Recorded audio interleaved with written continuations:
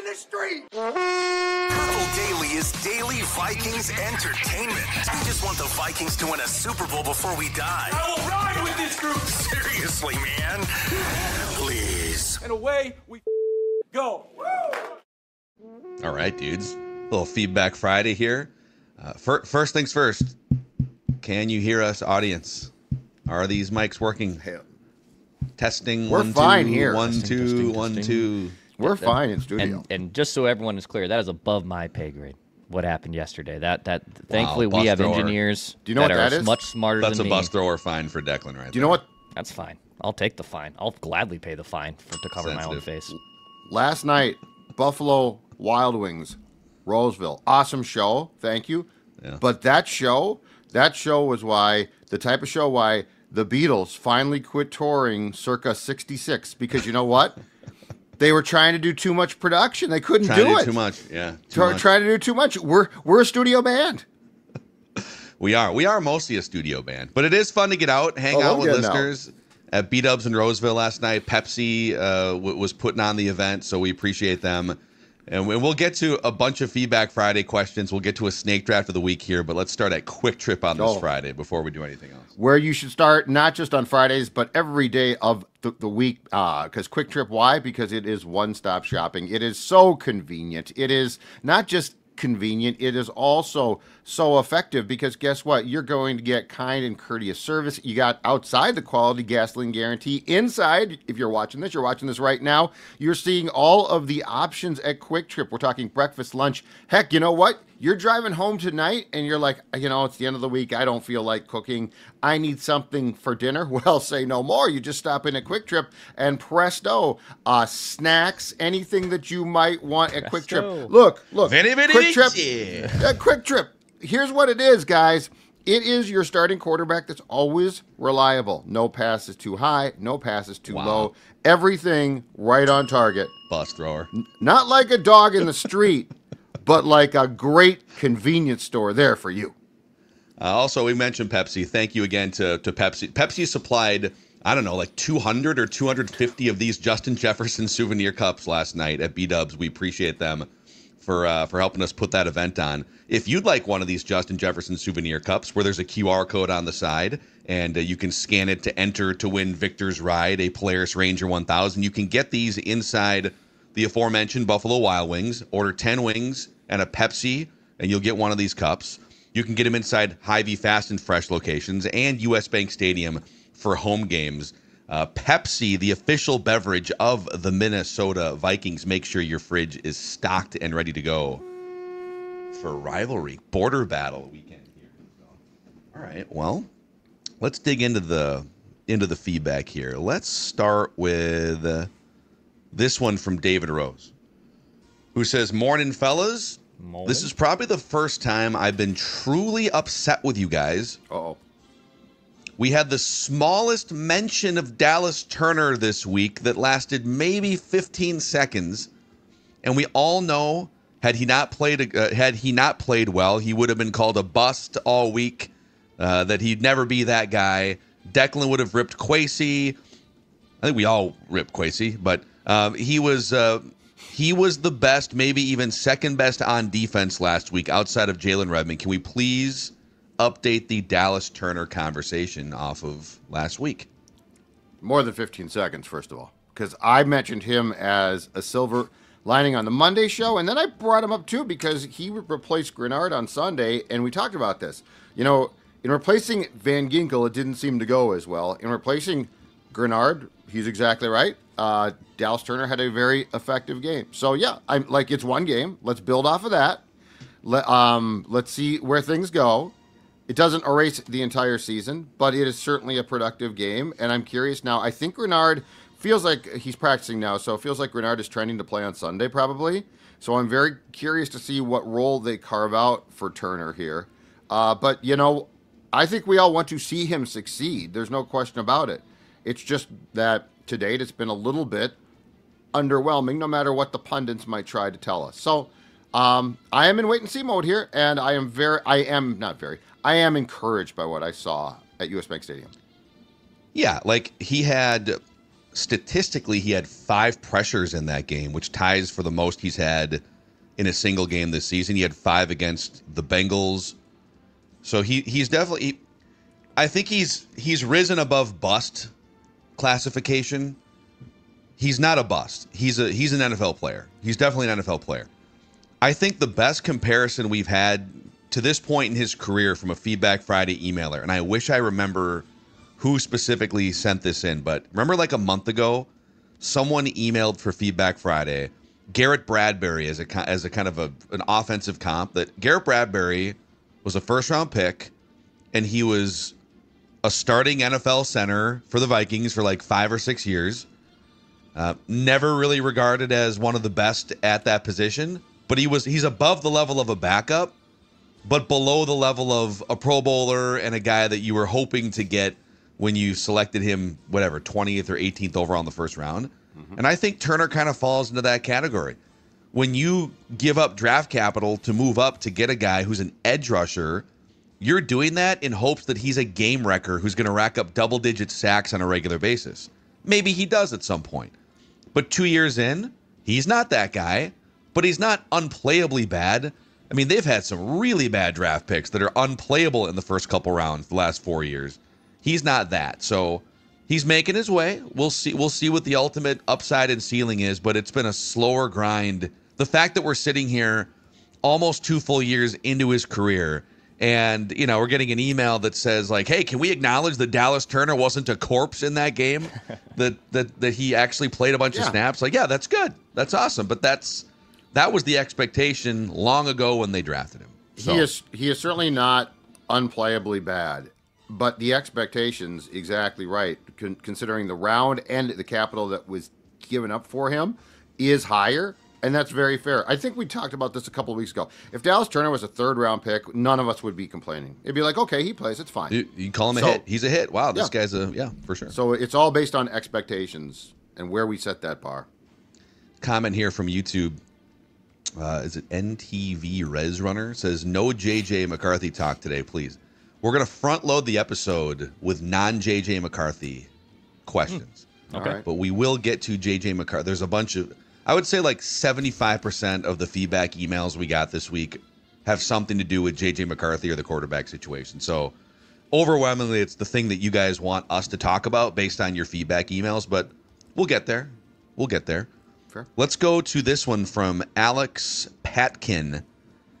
Seems like you guys have been pretty high on Blake Brandel as the center of the future, or at least for 2026, based on some of the conversations this week.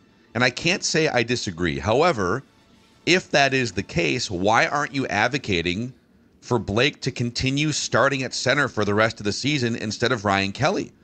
If the season is shot and the main goal for the next 7 weeks is to get reps for J.J. McCarthy, sorry, it's an indirect J.J. McCarthy talker here. Oh, boy, here we go. Why not apply the same thinking for the center position? Aside from my personal opinion to keep Kelly off the field for health reasons, it would be comparable to trotting Carson Wentz out there if he was still halfway put together. Like, what's the point for the future of the offense?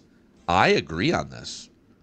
I think there's 2 reasons to keep Blake Brandel as the starting center. Number one, it keeps Ryan Kelly healthy for his family and his life. And the guy, like, he's made a bunch of money. He's 32. I know that it's a personal decision if he wants to keep playing, but I personally feel uncomfortable that Ryan Kelly is going to try to play football again this season.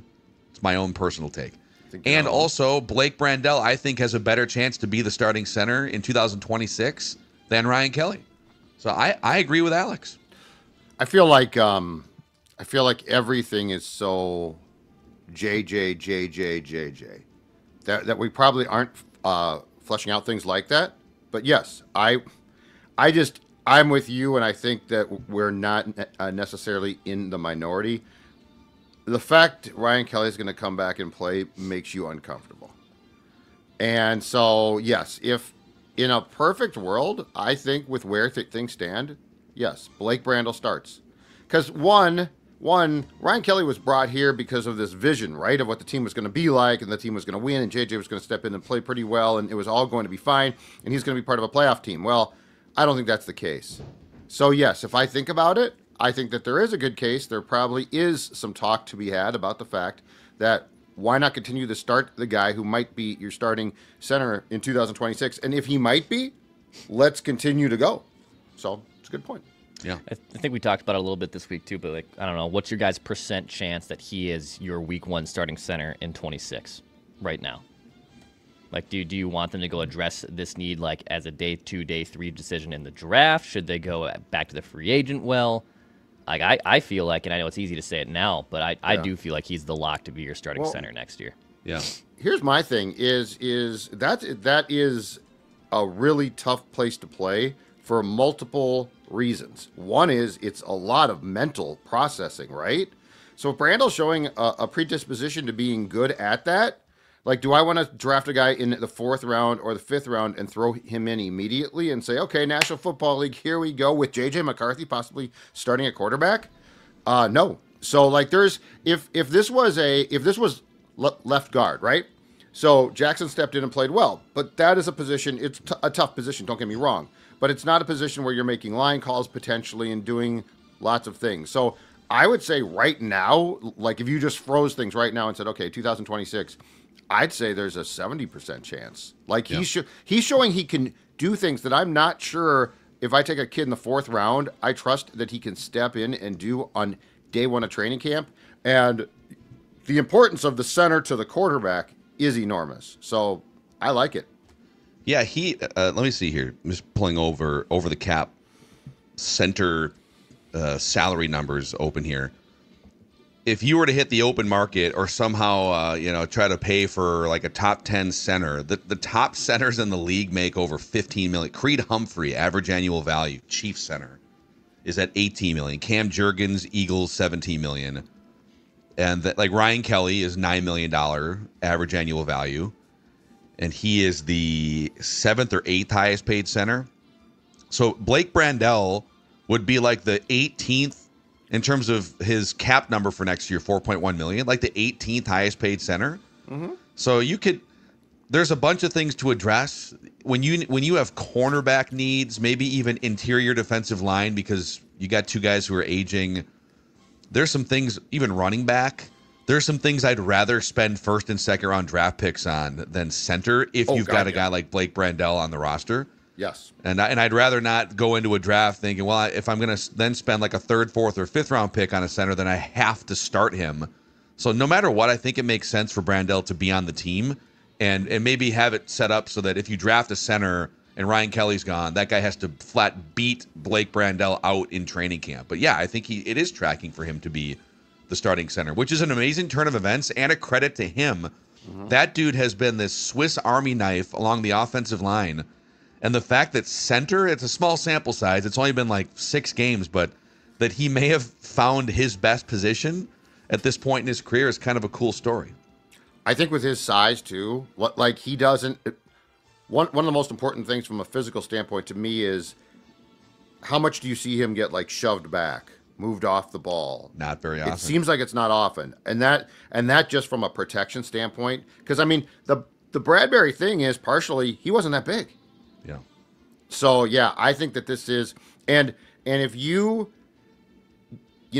they signed him to a contract, Blake. They signed him to a contract that if he was a backup was a little bit high, but if he was a starter was a great contract. So if you found a position now for him to start at, it's a great contract. Ride it out. Yeah. In fact, real quick, Garrett Bradbury. So Blake Brandel is huge for a center. He's listed at like 6'7". He's like, he's the size of there's a reason why he's playing tackle sometimes as a rotational guy. True. Throughout his career, because he has the measurables, the arm length, the size to get out there. You have to be long and be able to keep separation from edge rushers. Bradbury's been listed like 6'2", 6'3" throughout his career. I mean, it depends on, I suppose these might be outdated measurements, but generally Blake Brandel is listed at like 15 pounds heavier and 3 to 4 inches taller and longer than Garrett Bradbury. Mm-hmm. So, yeah, it's something it's definitely a fun little storyline the rest of the year as you look forward. Let's see here. Let's go to Tobin McClendon. chimes in here via the feedback tab in the Score North app. Click that subscribe button if you haven't already on the Purple Daily YouTube channel. The like button on this video if you enjoy Feedback Friday. Maybe you could use this in an episode of Purple Daily, Tobin says, but I was looking at the 2022 and 23 season stats, specifically rushing, and I'm sitting here wondering, isn't the running back duo that the Vikings have right now better than what the Dalvin Cook, Alexander Madison combos were earlier in KOC's tenure?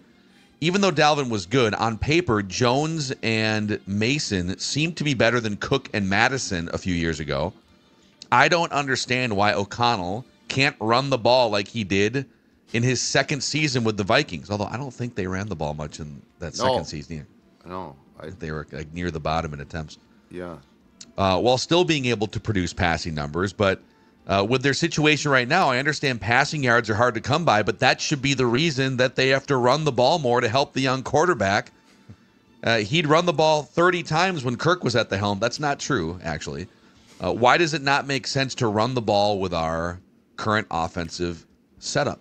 All right, let's unpack this, though, first of all. Okay, so 22 was Dalvin, right? Yep.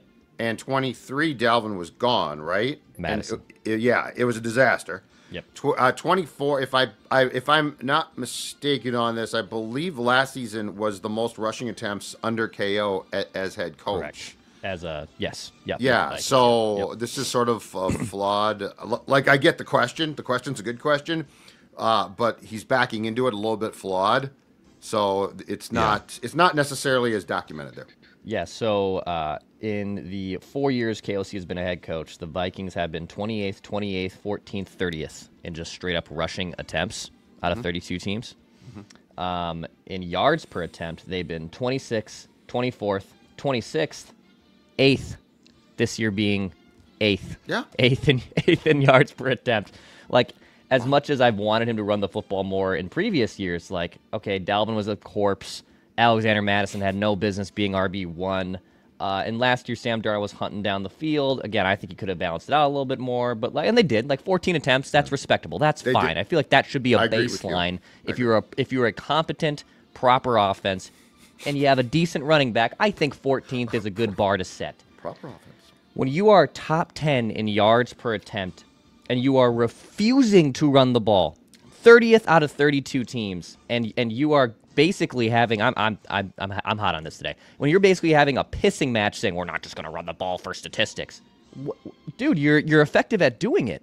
It's not even the fact you're not doing it enough. You're good at doing it. So do it more. What's wrong with you? He's trying to prove a point. What's wrong with you, dude? God, I just want to shake him. I don't want to shake him. That go over bad. But like, it just annoys the ass. bleep out. Oh yeah, most people would. 99%. I'd pay to watch that. I would. This is he'd lift you up. Total side tangent. Like, I have no interest in paying to watch high level boxing matches because I have no idea who the boxers are anymore. But if it was like Kevin O'Connell versus Declan Goff in an octagon. And if Declan wins the fight, then Kevin O'Connell has to call at least 25 run plays per game the rest of the year. But if Kevin wins the fight, Declan can never, ever join a Vikings podcast or content platform ever again. I would pay $100 to watch that fight. Do I get if any pay-per-view providers are interested? Just so am I handicapped to like some type of thing? Like, do I get a weapon? Like, do I get? Is it just straight up? He would either have to have one arm tied behind his back, or you would get like some low-level weapon. You'd get like a miniature bat or something. Whoa, okay. That seems unfair. He could. I just got to chop the tree, man. Chop the tree and go low. That'd be my strategy. What's wild is the 2023. So 2023, if you remember, was Cousins tore his Achilles before November, and so for over half the season, the Vikings were running out the Pastronaut, Jaron Hall, who was like a 5th-round rookie, right, in 2023, and then Nick Mullins started some games, and even with that hodgepodge combo of quarterbacks, the Vikings offense was 5 pass attempts away from leading the entire league in passing attempts. So whether it was that situation or this year, it's even more logical that, well, you're actually good at this. Like, the one thing you're good at offensively is running the football. They are not a good passing offense by any measurement this year. Yep. Whether it's sacks or yards per attempt, completion percentage, they're not a good passing offense. They are a really good running offense when they've done it, and to just be completely averse to running the football more often is bewildering. This is how he does things, though. This is how I do things, damn it. This is how I've always done it. I pass the ball. The audience is Nunchucks? suggesting various weapons to even this fight. Carl says nunchucks for That'll Dex. hurt. A mace. Slide I to mean, I don't want places, to kill the a guy. medieval mace. What's a medieval mace as opposed to just Like a mace? spiky. I don't know. Like, just think of mace. I guess I don't know the I difference thought between mace- a current day mace and But a you medieval mace. maced somebody. I thought it was a spray. Sorry. Oh no, like the blunt object of mace. You know what that is? No. Is You it ever the heard of, thing like, that you No, swing I never- around from Gladiator? Yeah, it's like a Oh, big I would know. circle that has spikes all over it. It's like a big old sledgehammer. I with feel like spikes you'd on be it. more likely to hurt yourself trying Yes. to use Yeah. that than inflict God. damage on your I opponent. can barely rake the Yeah. leaves, guys. Like you I think think that you would be two able to should do play that? Pepper Madden. spray. How- Pepper spray. How about you just play Madden and the person That's that not wins in a violent game enough. of It's not Madden? fun enough. Well, yeah, but I mean, I just don't like this for both sides. Well, okay. Remember, John Randall said at the Minnesota Golf Show last year. I asked him. I said, "Who's the worst golfer that you've golfed with?" And he said, "I don't want to do this to him because he doesn't deserve it, and he doesn't golf as much as he should because he's focused on coaching an NFL team."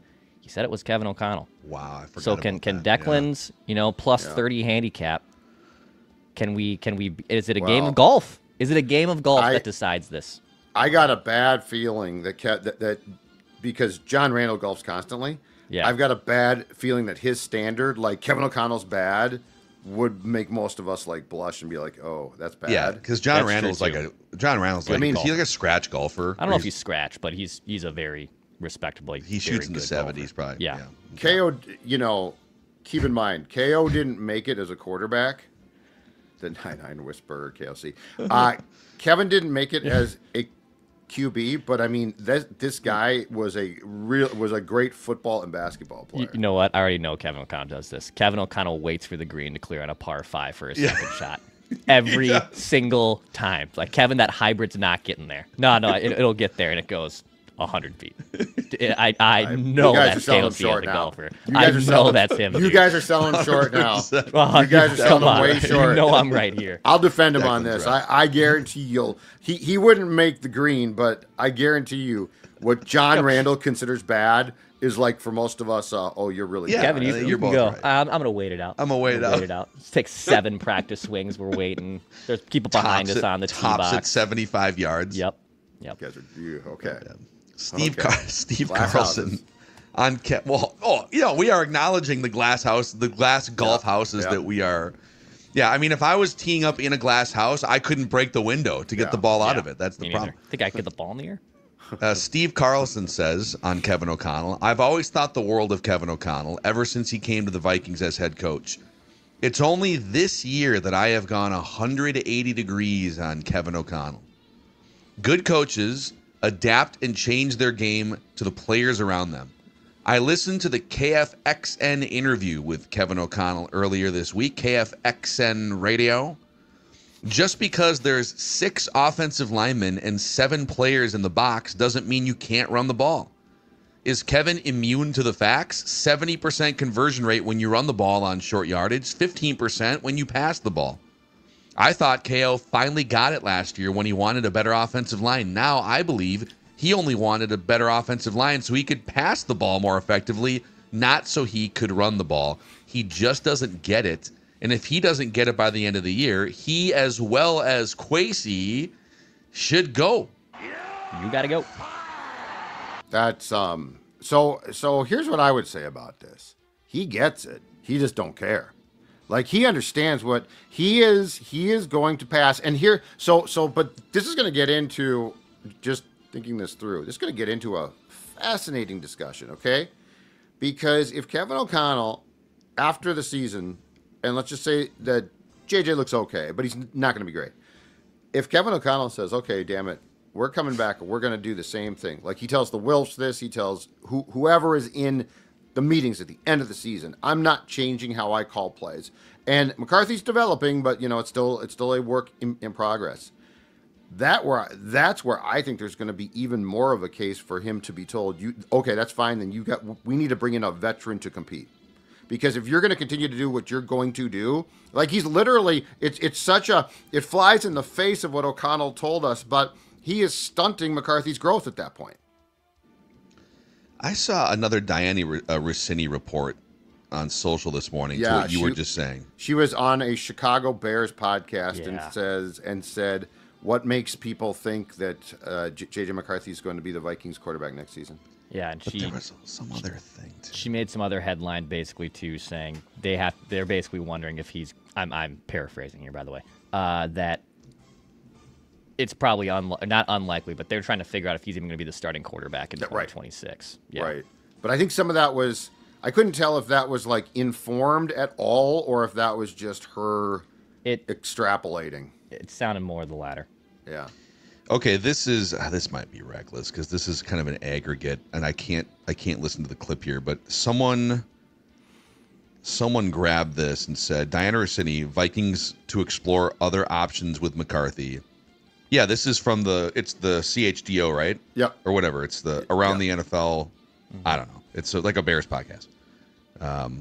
She believes the Vikings are walking on eggshells around McCarthy to, quote, not get in his head. Yep. And she said, if he's that fragile, he's not a franchise quarterback. Diana expects someone else to be signed next year to compete for the job. Yeah, she's basically stating what it would not be shocking, but she's trying to it feels like soup it up a little bit. Yeah. I don't think she has information, and she was also what she said, because I saw the clip last night, was she said the Vikings, as we all know, The Athletic reported that the Vikings were talking to Aaron Rodgers back in April and May, and what she was told or what she heard was that the Vikings were very upset that got out because they were hoping McCarthy wouldn't find out. And she said if he's that fragile, he's not a franchise quarterback. Oh my God. But this goes back to The Athletic. This goes back to it's been a pissing match with them because they were so emboldened on the Rodgers report. This hit me like a bolt of lightning right as the iceberg in the comment section threw this comment out that Diana Rossini, is she still going to be pushing Rodgers as the starting quarterback for the Vikings in 26? Oh my God. That's 100% going to happen, isn't it? That he's going to be here? He's a free agent. He is a free agent. That dude is he's a free agent again. Yep. And I think it's our obligation right now, 30 minutes into this live Feedback Friday, to start bracing our audience for that possibility more than this last summer. It didn't make a ton of sense this summer because, McCarthy's coming off. You're going to test drive McCarthy. Like they were going to test drive McCarthy. But the fact that flirtation went on for weeks and weeks and weeks without Kevin O'Connell or anyone from the Vikings shooting it down, I do believe that there was much more fire to that smoke behind the scenes with Rodgers and Kevin O'Connell. Yeah. Hey, this is my one shot in my career, maybe, if you're Kevin O'Connell, to work with one of the greatest quarterbacks of all time. Don't you think that however close Kevin was to green-lighting that he'd be even more open to it after watching the accuracy issues through the first handful of games? If he was leaning toward it in the summer, and provided that Rodgers would want to keep playing and that he's not completely cooked, he's definitely a lesser version of himself, but he's been fairly effective most games for the Steelers. Yeah. I'm not saying that I would want them to do this. I'm saying that possibility absolutely remains on the table as long as Rodgers is a free agent and McCarthy has accuracy issues. So here's my question off that, though. Would O'Connell be willing to adjust his offense to what Aaron can still do? What's his ADOT right now? Dead last in the league. See, that's the thing. He can't drive the ball down the field, which is what O'Connell wants.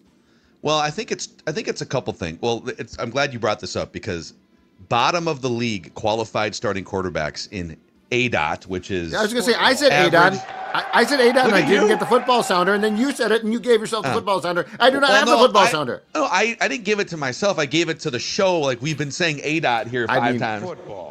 Average depth of target, for those who don't know. Average depth of target. So when you throw the ball to your intended target, whether it's a completion or not, how far was the ball intended to travel? How deep are your passing concepts or the passes your quarterback's choosing to throw? Sounds like a love Number one. What's that?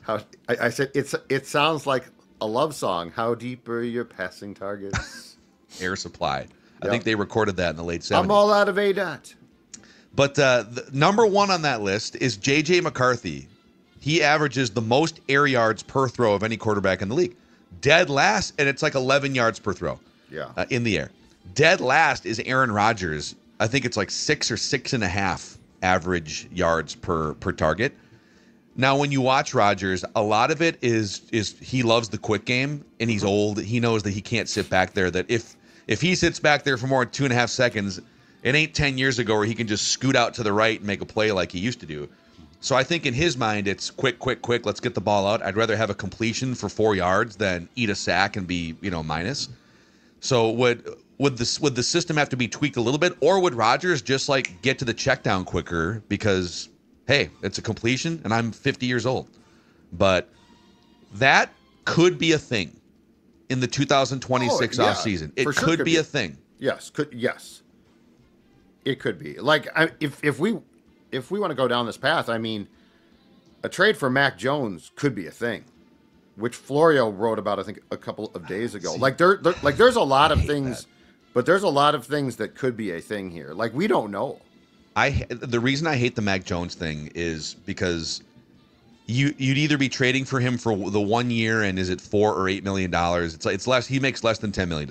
So for 1 year, it'd be this awesome discount on a former first round pick that looks like he can play pretty well if given the right infrastructure and he's taken enough lumps, right? The problem therein lies, okay, now it's another Sam Darnold situation, but maybe even more souped up because the price tag is going to go up maybe even higher for a Mac Jones.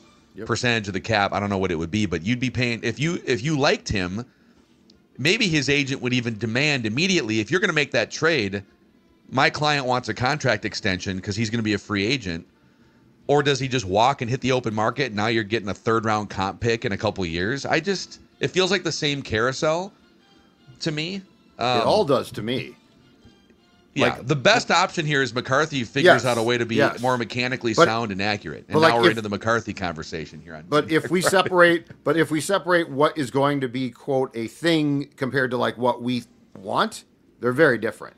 Yeah. Like I think there's a lot of things that could become a thing. I mean, we don't know. We don't know, and we don't know who's going to have their input as far as like, hey, you got to win. There's pressure. We didn't win now, to stay off hot seats or potentially in some cases to save jobs.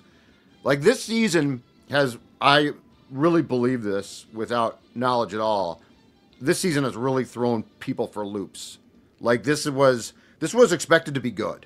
Yeah. And I think there were assurances made, and those assurances have not been, the promise has not been fulfilled. So now my question is, what's going to be the mandate to, hey, you know what? I don't want 2026 to be another bust like 2025 was. You know, we should try to go back and listen to what we were saying in 2018 through the course of the season, because 2018? although a different circumstance with Kirk coming in, that was a team that went to the NFC title game with Case Keenum, and Case Keenum walks out the door. They bring in Kirk Cousins. They get off to the slow start. They kind of rebound there in the middle of the year, and then they completely miss the playoffs. I mean, completely miss it. Kirk has a meltdown against a JV squad Chicago Bears game that should have been a walk-in game to get to the last postseason spot. It definitely wasn't as vitriol as what we're seeing with Vance and McCarthy. I get that, but there was from what I remember, still an incredible amount of frustration that they signed this expensive quarterback, and they were supposed to still be a perennial playoff team, and they didn't even make the playoffs, and they lost in embarrassing fashion to the Bears. I actually remember exactly. I think Judd and I were fairly in lockstep from the day they signed Cousins and the speculation about it up until the end of the year into 19. I remember pretty specifically we loved the signing of Kirk Cousins at the time because moving off of the stock of Case Keenum felt like the right move. That was a fun year, but he's a backup, and It was. a lot of lucky 50-50 balls, and like moving off Keenum was the right move. And it felt like all you needed was a little more stability and consistency at quarterback with that defense, and you were ready to rock and roll. And it didn't click offensively. The defense was still top 5 in 2018. It didn't click offensively as much as it needed to, and they wind up missing the playoffs. So, and that was kind of the mission. Like, all right, you're coming in here as you are on a mission to win the Super Bowl starting in 2018. That's why you're being brought in here as a hired gun. And they missed the playoffs. And that's when the temperature got cranked up, at least on the takes on our radio show at the time. And to this day, I will say this: the Cousins thing didn't necessarily work. I mean, he started a bunch of games, but it didn't work with a championship by any means.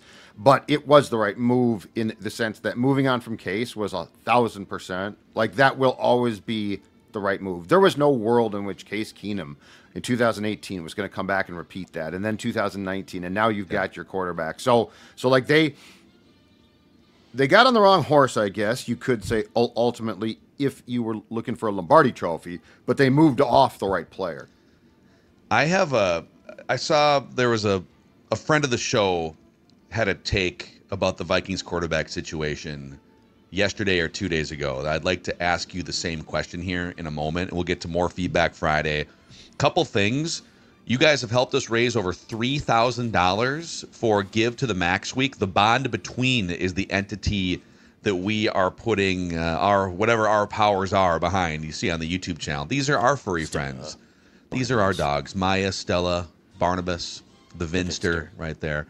The Bond Between has helped rescue over 30,000 dogs and cats. They help keep pet owners with their pets in certain difficult situations too. And if you love animals, if you love pets, if you'd like to help rescue pets, if you have $5, $50, there's been a couple people that donated hundreds of dollars, and we appreciate you. ScoreNorth.com/donate. ScoreNorth.com/donate. I believe the donation window is open through the weekend. And so we appreciate everyone who has kicked in and helped us to this point here. Also a shout out to Mystic Lake. Mystic Lake's Hop House is an awesome place to watch football games, Judd. Absolutely is. And look, yeah, for me, it's the sports. It's a great place to watch, not just the game, all of the games, which is fantastic. But I also want to talk to you, if you do not have Thanksgiving plans, it's coming up. It's next week. And, of course, Wednesday night, the biggest bar night of the year. The Hop House is the place to be. Thanksgiving Eve, Wednesday. Live music from 10 to midnight. Great vibes going into the holiday. You can make a couple days of it, though, if you stay there. They got a great hotel there, because then the next day, Hop House is going to open early with the Thanksgiving menu as well. It's the perfect spot to watch the football games, grab a bite, kick back with friends and family. You know what? Make your Thanksgiving Eve and Thanksgiving as easy as possible. No dishes, no muss, no fuss. Hop House is the place to be. Mystic Lake is the place to be. Stay away from cleaning dishes like the sports dad is going to have to do starting Thursday night. Amen. Hey, Federated, one of our favorite partners around here for the last 5 years. Federated, actually, it's a great place to work in addition to their 100-plus year history of working with small and medium-sized businesses. They hire special driven people that fit their culture, and they've been recognized as such by Forbes as one of America's best in-state employers for 2025 and by Newsweek as one of America's most admired workplaces for 2026. So if you're interested in finding out more about Federated's work culture, where they hire people who value and exhibit integrity, teamwork, respect, and equity. They hire a lot of former college athletes too. Federatedinsurance.com/careers. That's Federatedinsurance.com/careers. And then Roku. I can tell you, the Mackies are going to be watching a lot of football this weekend on the 65-inch Roku TV. I love the recommendations that the Roku menu will give you. There's a sports section, and it'll tell you it's so hard to figure out what platform. Now, baseball has a bunch of new platforms and partnerships. Pardon my French, but what the hell platform is the game on that I want to watch? And Roku makes it really easy with their menu screen. It'll recommend based on your viewing habits, based on your favorites, teams and leagues and sporting events. You click on it, and it'll take you to the platform. And if you have a subscription to that platform, boom, you're in. for entertainment purposes, even for like ambience and music. We have found the U-Log channel on the Roku TV or on the Roku Live, and even the cocktail jazz ambience too once in a while in the Mackey household. Roku TV, better TV for everyone. America's #1 streaming platform. Go to Roku.com to learn more, or shop at a retailer near you. Reckless speculation. Friend of the show and son of former Vikings head coach Mike Tice, Nate Tice, was on a podcast this week. Yep. And he said, I believe the percentage he put on it was less than a 20% chance that McCarthy is the 2026 starting quarterback for the Vikings. What percentage would you guys put on it right now? And he was spitballing totally. I saw that. I don't think he's ever fully spitballing. I think, Okay. I mean, in terms of, he's got opinions, but he also has a lot of connections within the league too. So right take now, that for what it's worth. Right now, I think we talked about this a couple days ago, if I recall, but I might not recall correctly. Right now, if I had to do it with 7 games left, I'm going to say, I think I said around 70 to 75%. Like, there's 7 games left. Like, ask me after the season, and I might be like, okay, can't do this. No way, no how. But there's 7 games left. You have to find out. He's a top 10 pick, okay? So you have to find out. He's made 5 starts. I think that's ridiculously. I think that's a ridiculously low guess at this point. Like if we had said, so let's back up for a second. Take a different team, okay? Same time a year ago, let's say, as it started to spiral bad for the Bears, okay? So if I had just said, and this talk, I'm sure this conversation was had on Bears Daily and all their shows. If I had said, Caleb is a sack machine. There's a lot of problems here. Don't really love it. Don't really love it. Still talented, but don't really love it. What is your percentage like today? So I'm asking you around this time last year. Yeah. What and you were like Nate Tice. 100. So you're. I would have said 100. Yeah. So, but my point is, we don't know yet. Yeah. And it's funny you bring up Caleb. You said, I think it's like 90, 85, 90. Well, let me take that back. I think it should be 90%. I wonder sometimes about the Vikings and the organization and the impatience and some of the Kevin O'Connell body language and these weird reports that keep coming out from like the Rossinis of the world. But real quick on Caleb, it's funny because last year you could have said a lot of the same things that you might say about McCarthy right now. Right. Boy, he's kind of a sack machine, which McCarthy was the first 3 games, not the last 2 games. Accuracy issues, maybe some like mental makeup, demeanor stuff in terms of like these walking on eggshells reports. But with Caleb, it's like he's super emotional and he's kind of showing weird body language on the. McCarthy's not a bad body language guy, so I would put like the body language and demeanor stuff was much more of a red flag on Caleb than JJ McCarthy. But there was probably more red flags in some cases with Caleb's first year play in some spots. But he also showed crazy upside in some games. And that's the thing, and though. Escapability and all these other traits. If you listen to the quarterback, if you go through the former quarterbacks, Orlovsky, that group, who are breaking down JJ film right now, what do you hear them say? They say he makes these wow throws where you're like, wow. And then he makes these wow throw or whoa throws where you're like, whoa, what the hell was that, right? Yeah. Caleb was the same way. Like, Caleb made some, like, it's not as if there's nothing there. It's not as if McCarthy plays the game and it's like, okay, this guy's got no shot. He's got no clue. The whole game's a mess. And so I guess I would defer a little bit or a lot bit here to guys that played the position. And what I hear from them is, a lot of things to improve on. There are issues here, but they also say when he makes plays, it's really impressive. Yeah. 5 games. So I just can't give up on that yet. Crazy. Now in 7 games, if he's like in the fetal position on the 50, starting to cry, then we got problems. But it's still 7 games. You know, it's but I'm just saying in 7 games, like if he's like just going backwards, in like the 7 Bears, games, Bears game. I will say this: he made some nice plays. The 2-minute drive was great.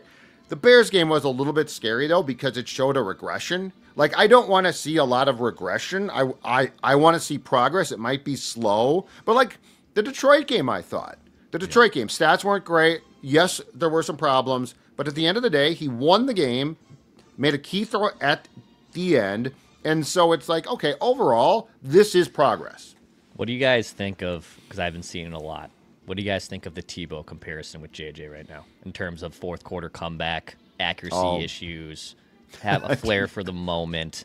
I've seen it. I think it's a little too extreme, but it is, it's I get why people are kind of doing that because Tebow had those magical runs with the Broncos where they're down 16 points with 3 minutes to go, and all of a sudden they win the game. I've seen some of that floating around. It is fair to say that McCarthy is a lot closer to Tim Tebow right now than he is to a fully formed Josh Allen or Joe Burrow or pick your top quarterback in the league. That is 100% fair to say. Yeah. Yes. This is why this sucks, but this is why you have to have some patience. This could go either way. Like I'm willing to admit that. This could go either way. This could be awful.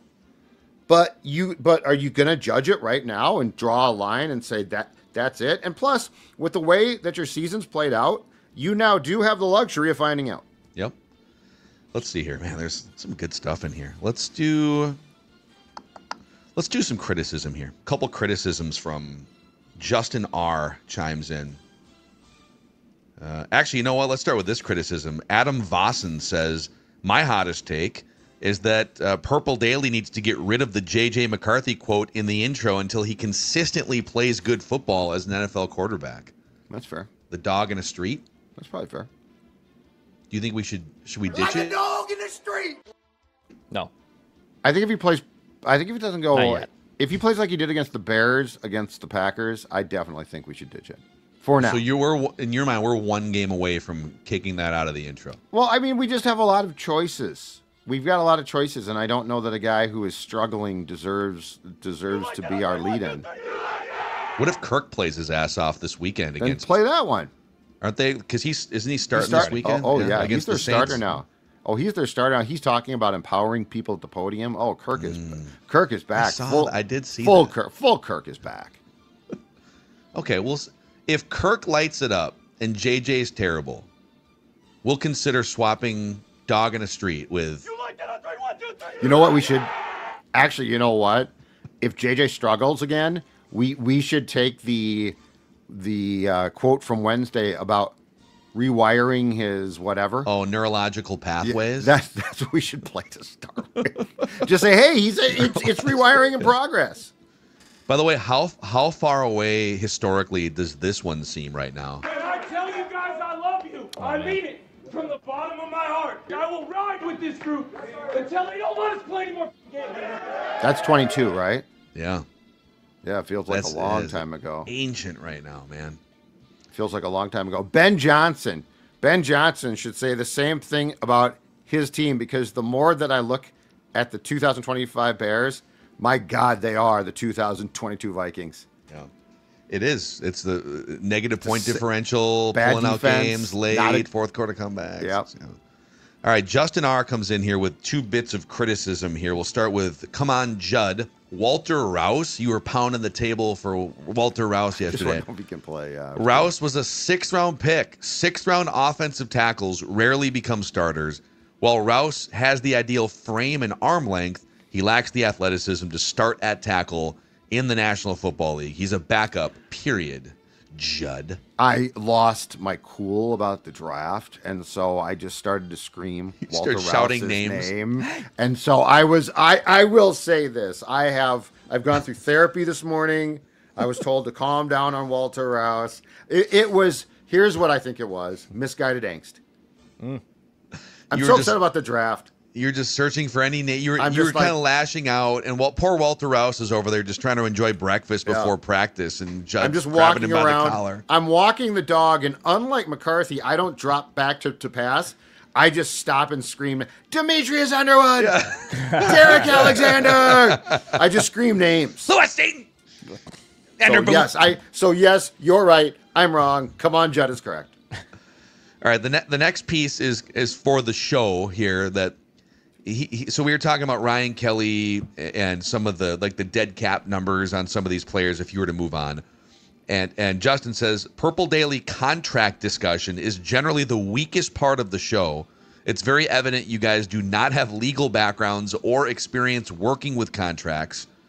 Yeah, we should put a disclaimer maybe before we try to be Brzezinski capologists. There's a couple of points. Okay. Ryan Kelly has a $3.3 million dead cap number for 2026 if you release him. I had said, because it's a $12 million cap number, over the cap lists it as I'm going to get way in the weeds here. Ultimately, I was probably wrong yesterday, Justin. I'll give you that. Over the cap, no, we aren't lawyers, spirits, and we don't play any on TV either. Maybe someday. But over the cap has Ryan Kelly's contract listed as $12 million cap number and no dead money because they classify the $3.3 million as a roster bonus number that would presumably be triggered like the first or second week in March.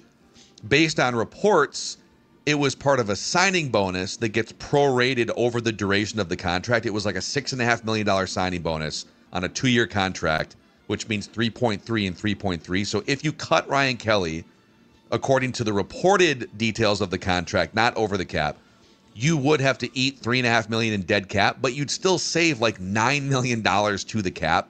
So the point stands that if you were to cut Ryan Kelly, which they probably will, based on his injury history. So anyways, Justin continues. Also, a player being done with the guaranteed portion of their contract does not automatically give them a bunch of leverage. And guys often play on those years without an extension or a restructure. Brian O'Neill is doing that right now. Correct. But when there's no more guaranteed money left on a contract, especially in the case of O'Neill, who has 1 year left on the deal and it's not guaranteed at $19 million, those are checkpoints for agents and teams to come together and say, all right, well, my client, one of the best right tackles in the league, has no guaranteed money left, and it's the final year of his contract. He ain't going to play on that figure, and we have a problem here. And then sometimes the team says, what if we guaranteed your $19 million? So I didn't do this. I'm sorry. Was the guy's name Justin? I didn't. Yeah. Nice job. Pick up. Okay. Good job, buddy. Justin, two things. One is One is in my days covering the beat, like you had to go through contracts and stuff. So I will step in here and say I don't know. I don't work on legal contracts with the outside world, but when it comes to sports, you're looking at the guy. And so two things. One is over the cap. Don't assume that they're wrong. So the reported figures are often incorrect. Like they're the reported. So that's what the agent tells the source in good faith at that time. Okay. But keep in mind, do you really think that like a guy like Rob Brzezinski, who's a marvelous cap guy for the Vikings, do you think he doesn't check those sites out though to look at contracts? I think, and they don't like break news, but what they do is they usually get the correct news. See, the contract gets filed. So when a guy signs a contract, Ryan, when a guy signs it, it's reported. Justin. Sorry. Anyway, Justin. When a guy signs a contract, it gets reported. But what often happens is it's not filed yet. Once it gets filed, over the cap often gets that. So what you went by, it's better to go by that than the initial reports because those can be out of line or those can be wrong. And then the second thing is often, for the most part, if you're talking about a good player, a prominent player, Jonathan Grenard, you're exactly right. When the guarantees are up, the player wants back in. Now a right tackle, Brian O'Neill, might be like, I played there a long time, I'm cool. And if the team says he's not the norm. He has a non-guaranteed base salary of like $19 million, but the top right tackles in the league are at like $28, $27, $25 million. So it's possible the Vikings go to Brian O'Neill and say, hey, we're just gonna guarantee that $19 million for you. If you're good with that, you'll be one of the 10 highest paid AAV right tackles. Right. And then you can test free agency if you want to in a year. But he might say, no. I don't want to risk waiting until I've had some knee things here. I want a deal now. Those non-guaranteed forks in the road. Yep. It's a checkpoint. And then the third criticism here from Justin is, you guys, you can't post-designate June 1st trades. Only released players can be designated post-June 1st. Some clarity here. the NFL has a rule, and I know that we don't know contracts, so, take this all with a grain of salt. But the NFL has a rule where teams can release up to 2 players per year as a post-June 1st designation. Correct. In March is when this would usually happen, because you want to know what your cap situation is going into the new league year. Yep. So if you've got a player that's like, boy, if we release that player now, we're going to have to eat like $50 million in dead cap, and we're going to be screwed going into free agency. So instead, you designate a post-June 1st release, and it spreads the cap hit over 2 seasons it throws to it in the next alleviate. Yeah, it kicks a little bit in next year, but it gives you more immediate relief. You can do that with 2 players who you are releasing. Yep. But what happens behind the scenes sometimes on these trades, you wonder, like, well, why did that player get traded before training camp or like before the season? Because if that player were to have been traded in March or April, the team trading him would have had to eat a ton of like dead cap money. So sometimes what happens, and again, you can't officially trade a player in May or March or April and post June 1st designate it. But what happens is teams will agree on terms of a trade in like April or May and then wait until after June 1st to make it official. And Judd, you've covered the NFL long enough. Like that's how it works sometimes. Oh, there's not much movement on this. I think it's happened with some quarterbacks, I feel like. But that's, so unofficially behind the scenes, terms get agreed to, and then after June 1st, boom, hey, did that player, he didn't break his ankle in a boating accident yet? All right, cool. Let's pull the trigger on that trade. So, yes, listen, we're not lawyers. We don't pretend to be experts on this, but we do feel like it's our obligation to at least know enough of the subject matter to bring it to you guys on Purple Daily. What if NFL contracts were a real life thing? Marriage, your real job. Like if I get called in today by the bosses and say, okay, here's the deal.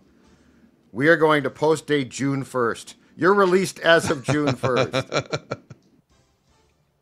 Be hilarious. It's just really weird. Yeah. So let's do a couple more, and then we'll get to our snake draft of the week here, gentlemen. This one's from Jumel. Love the show. Been a Vikings fan since 1961. Well, I was 4 years old at the time, but I was being indoctrinated by my dad into my Vikings fanaticism from my earliest memories. Disappointments aside, I have enjoyed the several seasons since. And he says, the discussion at hand is how to develop and secure our next franchise quarterback. And I present an alternative solution. Jumel says, it seems that, at least when healthy, J.J. McCarthy's best play has come while he has backed himself into his own corner, or he needs to go dog in the street mode to get himself pumped up to perform in the game. Is it being coddled to know he will be allowed to play every snap the rest of the season? Maybe he doesn't feel that pressure enough. The rest of the season is to develop and secure a franchise quarterback. So let's open up the competition. An in-season competition. What is there to lose? Games? Laugh out loud, he says. Got it. From the reporting over the summer, the Vikings have told Max Brosmer to chill out. There's a pecking order here. JJ needs the space to improve himself. Both JJ and Max, as reported, spend a max amount of time at the practice facility training. Both are extremely driven. So here's my solution. Allow Max Brosmer to also have a chance. Give J.J. McCarthy something to fight for, winning the job in season. Oh, what a battle. A first-round pick versus a UDFA. Let the rest of the season be a battle for QB1. Let's see what this young quarterback room really looks like. And maybe, just maybe, we win a few games along the way. Thanks, guys. Keep bringing it to us. Hot takes, reckless speculation, and everything. No, you need to find out. Sorry. You just need to find Jamal. out. No. Yeah, I don't want an in-season. Sorry. The only time that I suggested Brosmer should start was the Carson Wentz game against the Chargers because Carson Wentz was a mess. No, you need to find out. And look, I appreciate the fact that JJ does seem to play well when his back is against the wall. But if I have to have a competition every time the dude struggles, then he's not my guy. So Nice thought. I think Brosmer might be a player. I still don't know, but I'm not going to find out by alternating halves or series with JJ McCarthy. Series. Let's alternate series. Let's do it. College style. Plays. Just bring him in and out. Yeah, well, dude, the Bears put Tyson Bagent out there for some packages. You know, a little decoy. Well, that's a whole different. Yeah. And Yeah, put them you out can there do at the that. same time. So, all right, you guys want to do a little snake drafting? Let's do it. Huh? Love it. Love Presented it. in part by Standard Heating and Air Conditioning, Dex. That's right. Yeah, go to standardheating.com. In fact, you know, maybe you need a full-on furnace replacement, and that's a big task. It's a big bill. Well, right now you can save up to $2,500 on a high-efficiency furnace. Plus, you get the tax credits, the rebates. Whether you need a whole new system or just a simple tune-up, go to standardheating.com. Join their smart club. I'm on their smart club. It gives me discount on repairs, priority booking as well. Standard Heating powers our hot takes, and with it finally, below freezing, I saw some frost on the ground when I woke up this morning. Go to standardheating.com to make sure your home is nice and toasty and warm for the winter months. Prize Picks is nice and toasty and warm right now, or you can win real money this football season. As I pop open the quarterback numbers here, this number started over 200 yards at the start of the week for McCarthy. It's 188.5 right now on passing yards for McCarthy at Lambeau. I think even like garbage time, I'll take more on that. You select between 2 and 6 players on Prize Picks. You pick more or less on their projected stats. You place your entry. Super easy. Download that Prize Picks app today. Use the code PURPLEDAILY and get $50 in lineups when you play $5. That's code PURPLEDAILY on Prize Picks to get $50 in lineups when you play $5. Prize Picks. It's good to be right. I think it'd be a right decision this weekend. Maybe warm yourself up with some Pendleton whiskey. Whiskey. You can't have pie without whiskey. Pendleton whiskey is not just poured, it's earned. In Minnesota, nothing is given. Not the yards, not the wins, certainly not the wins, not the respect. You earn those things, and Pendleton is the whiskey that you want to enjoy for your Vikings game days. A proud partner of the Vikings. They've got these 2025 limited edition 10-year stadium anniversary bottles. So stop into your local liquor store, and if they don't have these, inexplicably, you put pressure on them. Pendleton whiskey, it's not just poured, it's earned. 2025 Pendleton Distillers, ProximoSpirits.com. Please drink responsibly. Responsibly. All right. You got the results from last week's snake draft, Dex? I do. Phil took home the win with their coolest jobs to have draft. Oh, Phil took home the W. Fire right now. It's a winning streak for Phil. You picked up 48% of the votes, so that is your second straight win. Nice. In the in the snake draft category. So Mackie with the 2-game winning streak. Phil, that's your 20th win in 63 snake draft appearances. Judd, and by the way, this is our 70th snake draft that we have done. Judd has been involved with all 69. Nice. And you have won 23 of those. I am 18 for 60. As AJ, our statistician, points out, I'm 2 for 7 post-Sunny, 16 for 53 pre-Sunny. So the dad life, trying to figure out how to get all my snake draft picks in order. Yeah. AJ, when he does join, is 7 for 12. Little Andy Pettit in there. When he joins, he wins. And yeah, so those are an overview of the snake draft. Today's topic, by the way, Sesame Street characters. Yes. Sesame Street characters after a Sesame Street discussion on a Mackie and Judd episode on Tuesday. This is simply the best Sesame Street characters. So you had mentioned last night at the Unplugged event that you're having major deja vu that we did this before. And I woke up and had deja vu about like value picking Big Bird. I'm pretty sure like 2 years ago we did a one-off snake draft. I think we did too. Because I remember Judd taking the count. I took a Big Bird for something. Like Oscar the Grouch was taken. So we might, like, according to the spreadsheet, and AJ literally said, "You're crazy. This has never happened." And I was like, I mean, and that is a very likely scenario. What, Judd? Did we do this before we did the official snake draft, though? That's what I wonder. That's my speculation. Was this one of the seeds that was planted? AJ likely had nothing to do with it, is my point. Yeah. So draft order this week is Dex, Mackie, and then Judd on the wraparound. Nice. So Sesame Street characters. I will say a little rule. I don't think you can pick guest characters. So like when you guys said Kermit joined Sesame Street, I don't think that counts. I don't think you can take Kermit the Frog. All right, I got to do research here. Okay. I thought Kermit was an original Sesame Street character who then added to his portfolio. Well, hold on, let's look that up because I thought he was an OG Sesame Street guy 'cause too. He's a Jim. Did Jim Henson develop the Sesame Street characters? Like these are all questions that I don't remember. No, because Sesame Street was created by Joan Gans Cooney and Lloyd Morissette. And I don't know if somewhere in there Jim Henson partnered with Sesame Street, or did some of the Muppets maybe have he had a apartments featured on role. Sesame Street? Okay, I found it here. Yep. So Kermit is not a core. Kermit is the pragmatic, everyman protagonist of numerous Muppet productions, most notably as the host of the sketch comedy television series The Muppet Show and a featured role on Sesame Street. So he's a Okay. feature character. So he's a featured character. So- So I think he should count. Okay. I mean, he's a featured character. Phil, what so do you think? I'm on the Sesame Street characters Wikipedia page, and oh man, this is controversial. I mean, I'm not taking Kermit, so you guys do what you want, but I think he should count because he's a featured character. I remember him as a kid before the show went rogue and started to add all of these unnecessary characters in the 70s as being on the show. Yeah. So what's funny is like when you go in, there's not a Kermit section in the Sesame Street characters bin. There is like a Muppets, Okay. a link to the Muppets. So he's technically not considered a core Sesame Street character. He's a Muppet that crosses over. I think Declan's right about this. So here, Okay. but then okay, but here's to contradict myself. If you go to the Kermit the Frog Wikipedia page, there is a section that's devoted Sesame Street. I think you guys came of age at a time when Kermit was feuding with the writers and stuff.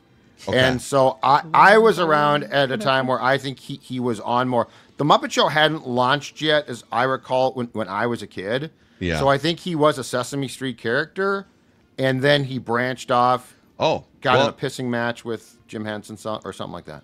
yeah. Kermit was one of the original main Muppet characters on Sesame Street. Closely Yeah. identified with the show, Kermit usually appeared as a lecturer on simple topics. William Nolan says, Whoa! "I'm out. This is dumb as H or dumb as SHIT. Sonny is getting on my nerves. Go back Whoa. on paternity leave, Dex." This has nothing People to do are mad at with my son Sonny. Doesn't really watch any TV. In fact, No, he doesn't like your dad life Oh, style. well, I mean, That's what he's saying. can't return the kid. This isn't Blockbuster, so That's just saying. Oh, Blockbuster. so the kid Anyway. the kid is good, even when he barfs up his milk at 4:30 in the morning, which I experienced last That night. guy liked old school Dex, North Loop Yeah, Dex, the well. guy that was out at bars till 2 a.m. Sorry, so yeah, we'll get back to breaking down the 2026 center situation on a show in the near future, though. We promise. And we'll make our picks on tomorrow's Purple Daily. So, all right. So Dex is on the clock here. Yeah. Here we go. Okay, so this isn't my favorite Sesame Street character, but I think it's a no-brainer one-of-one lock. So I'll take Elmo. I'll take Elmo. Elmo came in after me. I don't love Elmo, Yeah, I but in wouldn't. terms of the front-facing who runs the street, it's Elmo. But he's not an OG.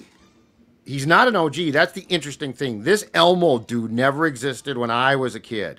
They brought him in later.